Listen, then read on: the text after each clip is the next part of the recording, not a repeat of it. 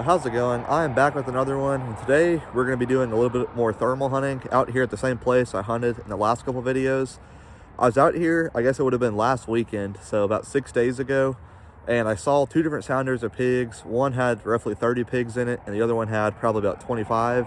And then both times, I wasn't the one shooting. It was my dad and then one of his friends, and both sounders only managed to have one pig killed out of them. So I'm hoping that both those sounders will be back tonight. It's been really good weather lately for pig hunting. We just got a ton of rain down here where I'm at, and then the night is supposed to be around like 50 degrees. So the ground is plenty soft and the temperature is not too cold or not too hot, so the pigs should be very active. And then once we're done pig hunting, I don't know if I'm going to include it in this video or the next one, but I'm also going to be doing some coyote calling. I've been hearing a ton of coyote howls out here lately. If you go watch my shorts, I posted a short probably about 2 weeks before this video comes out of a coyote we called in, and then one of my friends ended up shooting that one on the same exact place. So I'm going to be trying to do some more calling and see if we can't get one to come in. And then if you haven't seen my gun yet, I'm going to go ahead and give you all the rundown of it real quick. So this is a 7.62 by 39. The upper is from Bear Creek Arsenal. I got a pretty good deal on this thing. It's normally like $300 and I paid $200. It was on sale for like a third of the price. And then the lower, if you watched my last couple of videos, I've been using a Armalite AR-15 lower, and then I was recently just gifted a 300 Blackout, and then it was from Anderson Manufacturing, so I actually switched out the lower. So this is Anderson Manufacturing lower now. I like it a lot better. It's a lot smoother trigger, and then the pistol grip on it is also a lot nicer. And then the thermal that I'm using is a AGM Rattler V2 35 by 384. I'll roll a couple clips of it real quick. It's been really good. Haven't had any issues with it. But it's currently about 7:30 right now, so I'm going to give it probably about another 30 minutes or so till about 8. Let it get dark for like a full hour and a half, 2 hours. Give the woods plenty of time to settle down, and hopefully these pigs will be up on their feet, and then we'll get on them pretty soon.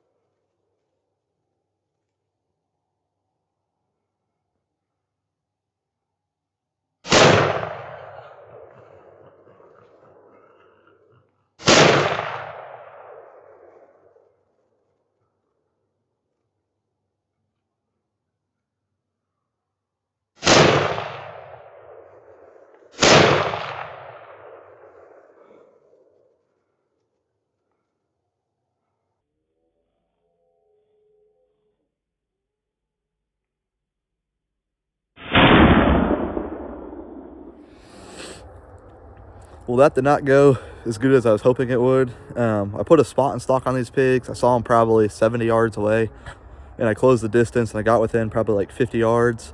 I shot the big boar that was all by himself, and then the other ones really didn't spook that bad, and I kind of just rushed my shots on the two others that I hit. I got decent shots on them. I think one was in the guts, and the other one looked like it was probably a little far back as well. So I didn't end up finding either of those pigs. I just walked around for like 20 minutes and couldn't find them anywhere. But this boar that I have on the ground is huge.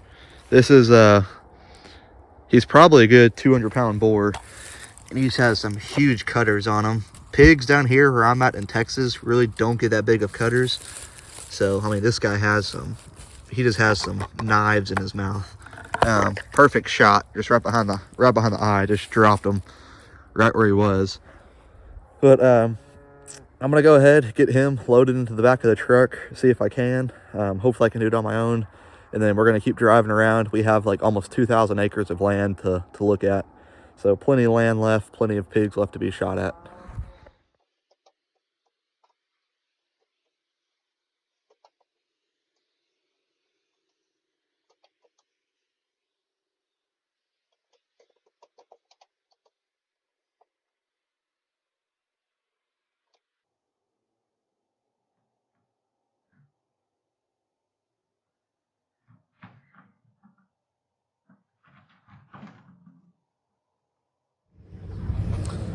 Well, just another quick little update. I was driving around, looping back around to where I started my scanning, and I found this guy dead on the road. If the camera will focus.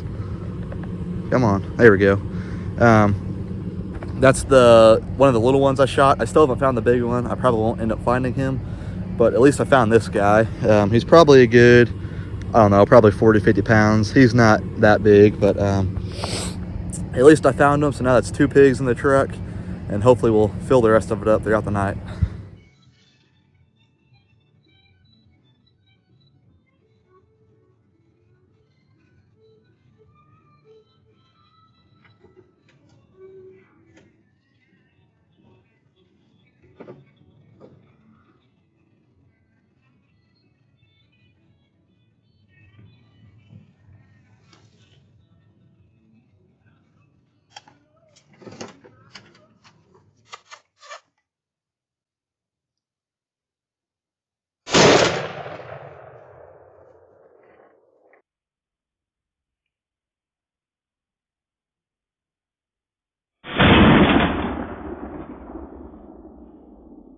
Well, that was a crazy little sequence of events.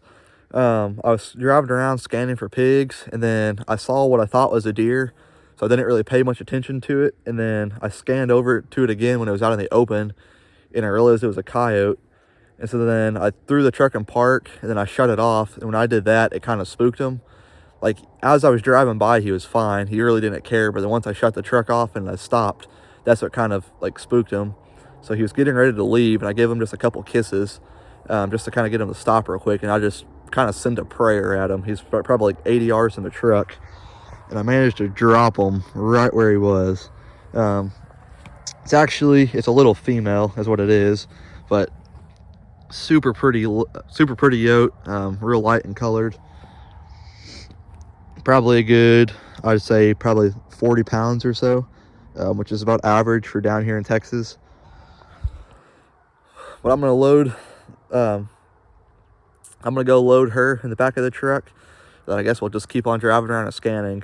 We haven't even covered half this property yet. It's like 11 p.m. right now, so we still have, I guess, 8 hours until sunrise. So we still have pretty much the entire night ahead of us, and lots of land to cover.